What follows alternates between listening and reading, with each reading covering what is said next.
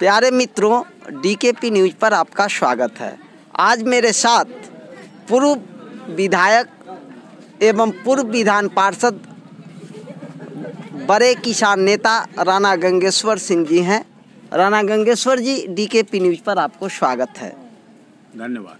आज पलुवाही अनुग्रह नगर में बलिराम भगत कपिल देव अनुग्रह रामरूप राणा गंगेश्वर बड़ा सामुदायिक भवन जो राणा साहब ने बनवाया है अपने फंड से, उसमें ये गणतंत्र दिवस की भव्य समारोह मना रहे हैं। आज 72वीं गणतंत्र दिवस पर हम सभी उपस्थित हैं। राणा बाबू, मैं जानना चाहूँगा, जो गणतंत्र दिवस के पावन बेला में आप देशवासियों को क्या संदेश देना चाहेंगे?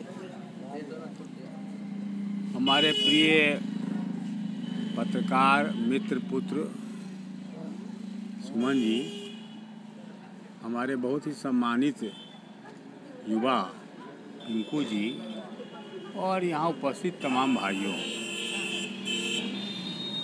आज के तिथि में वास्तव में सच्चाई की चर्चा कुछ लोग नहीं कर पा रहे हैं। आज वह तिथि है कि जो लाखों लोग इस देश के शहीद हुए, कुर्बानी दिए, कितनी गोलियां खाए, कहाँ कहाँ मुसीबत झेले, उसका जो परिणाम हुआ, जैसे कोई खेती करता है तो अनाज उपजता है।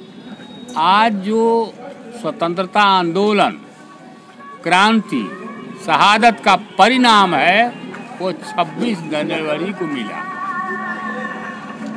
सारे देशवासियों ने जिस उम्मीद से अपने को कुर्बान किया, तबाह किया, परेशान किया, उसका फल जो मिला 26 जनवरी को यह मिला कि इस देश की जनता को एक अच्छा संविधान मिला। दुनिया के कई देशों के संविधान को पढ़ने के बाद हमारे नेताओं ने यहाँ का संविधान बनाया और उस संविधान बनाने में ये चर्चा हो रही थी, कितना पैसा माल गुजारी देगा उसको वोटर बनाया जाए, इतना पढ़ा है उसको वोटर बनाया जाए।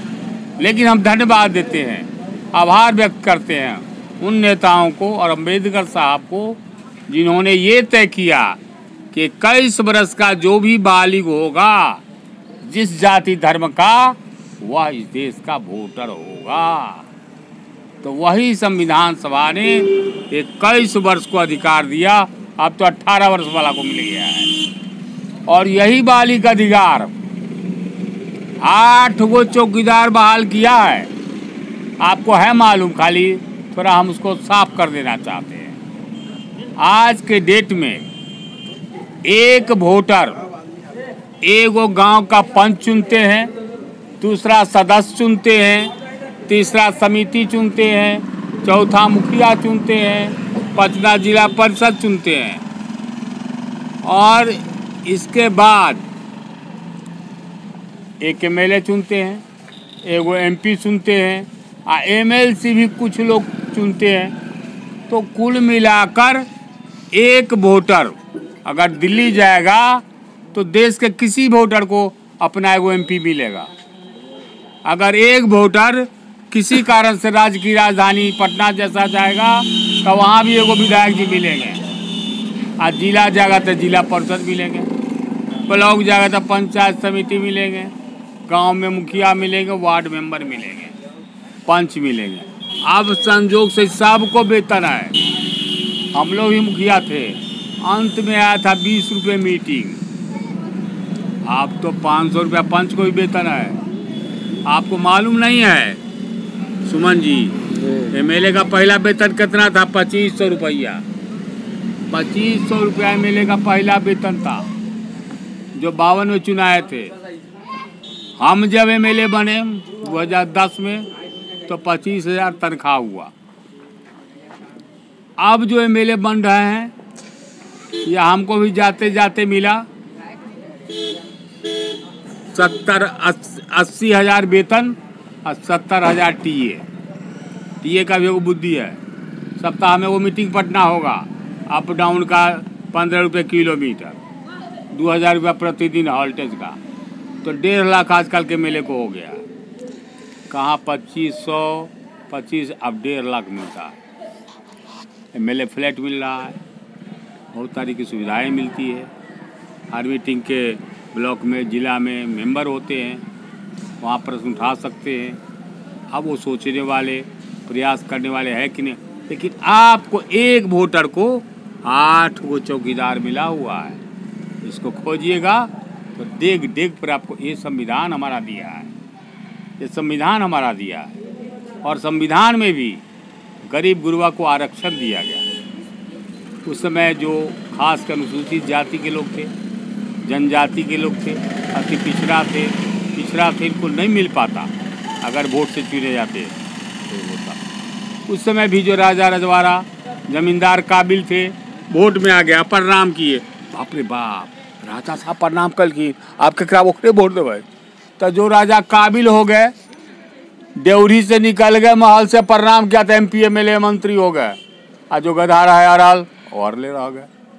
तो देश बहुत परिवर्तन हुआ, आगे भी होने की जरूरत है।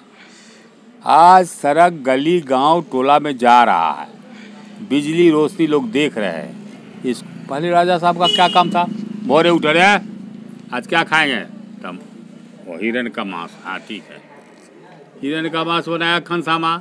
राजा साहब फट साला क्या बनाया, फट उस तालाब का मछली बना, फिर मछली बना, फट साला ये कौन मछली बना, वो जो है गुजराती खस्सी का मीट बनाओ। राजा साहब का भोरे से जमींदार साहब का काम था, खाना खाते खाते खाते शाम को मदिरा चाहिए, मदिरा हुआ तो रंगन चाहिए। राजा साहब बेहोश होकर सो गए, फिर भोरे उठे, क्या खाना बनेगा। राजा साहब का काम था सवेरे खाना और रात में नाच देखना, इतना ही काम में भर दिन जाता था। गरीब को अस्पताल है कि नहीं, रोड है कि नहीं, पढ़ाई है कि नहीं, भोजन है कि नहीं, उससे राजा साहब जमींदार साहब को मतलब। अब जब वोट आ गया, कल जोड़ने लगे, तो 1-2 साल तक कले जोड़ने पर निहाल हो गया। बाद में थोड़ा सुधार हुआ तो थोड़ा काम होने लगा। अब जनता भी कहती है कैसी होता है, तो कैसे होता है, तो ठीक है, घर में 5 आदमी हथी, 250 ग्राम चावल के हिसाब से दे दो, 250 मुर्गा के दे दो, और 200-400 रुपया नगद दे दो, दारू मुर्गा ला हो बोलो। अब जब वोटर को इतना मिलेगा तो देने वाला जो 50,000 लगा के लड़ा हो क्या करेगा। वोटर कहेगा नहीं साहब, हम पिंकू सिंह काबिल आदमी को वोट देंगे, 5 रुपये देंगे, तो ये काम करेंगे ईमानदारी से। इनको लिए 500 रुपया वोटे देवे में, तो घर पीछे जोड़ लीजिए था, तो पास 25,000 ले रहा, तो कौन जुलूम कर रहा है। तो आपको मनरेगा में लूट रहा है, तो कोई जुलूम कर रहा है, वृद्धा पेंशन में लोग। आप जब वोट पैसा लेके दीजिएगा तो आपको वोटर मंगनी में क्यों वोट देगा, क्यों आपका काम करेगा। इंदिरा आवास में घूस दीजिए, मनरेगा में घूस दीजिए, वृद्धा पेंशन में घूस दीजिए, सिंचाई योजना फीस दीजिए, जो भी कृषि माता घूस दीजिए। घूस का रस्म इसलिए चल गया है कि वोटर पैसा लेके वोट दे रहे हैं। 26 जनवरी के अवसर पर पत्रकार जी, प्रिय मेरे पुत्र सुमन जी, आपको कहना चाहते हैं, आप बताइए खरी खोटी लोगों को कि आप भी वोट सोच समझ के अच्छे लोगों को दीजिए, आप 5 रुपये दीजिए, तब नेता अच्छा पैदा लगेगा। जब आप पैसा लेके वोट दीजिएगा तो पैसा लेके राज खूब चलेगा। ये व्यापार चल रहा है, राज नहीं चल रहा है। इस व्यापार को बदलना है तो आप अच्छा व्यक्ति को, अच्छे कर्म वाले व्यक्ति को, पढ़े लिखे मददगार व्यक्ति को चुनिए। वो चुन के जाएंगे तो आपका चौतरफा विकास कल्याण करेंगे। 26 जनवरी के भी अवसर पर जो हमको संविधान और देश के लोगों ने अधिकार दिया है, मताधिकार दिया है, पहले उसको शुद्ध कीजिए। जब शुद्ध कीजिएगा सब व्यवस्था शुद्ध है। बहुत बहुत धन्यवाद, आप लोग आए उनको बहुत आभार व्यक्त करते हैं, और आगे भी ऐसा कार्यक्रम करें तो आने की कृपा करेंगे। और बहुत कुछ कर रहे हैं, आगे लगे हुए।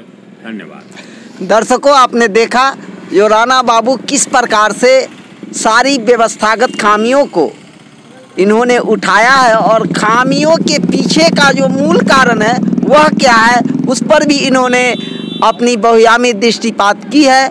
70 बसंत देख चुके हैं लगभग और काफ़ी अनुभवी भी हैं, इसीलिए किस प्रकार से घूसखोरी होती है और घूसखोरी के पीछे का राज क्या है, कारण क्या है और मूल कारण जो इन्होंने अपने इतने बड़े जीवन में पाया, उसके पीछे कहीं ना कहीं जनता ही है, जो जनता ही नेता को भ्रष्ट बनाती है, जनता ही पदाधिकारी को भ्रष्ट बनाती है। अर्थात इनके पूरे भाषण का निचोड़ मैं आपके समक्ष रखूं तो एक सेंटेंस में रखना चाहूँगा, जो यदि हम सभी अपना चतुर्दिक विकास करना चाहते हैं तो जो नेता पैदा करना होगा उसको अपने धन बल और सहयोग से पैदा करना होगा, निष्पक्ष रूप से निस्वार्थ रूप से पैदा करना होगा, और तब जो वो नेता काम करेंगे वह निस्वार्थ भाव से करेंगे और तब समाज का चतुर्दिक विकास, सर्वांगीण विकास हो सकेगा। धन्यवाद।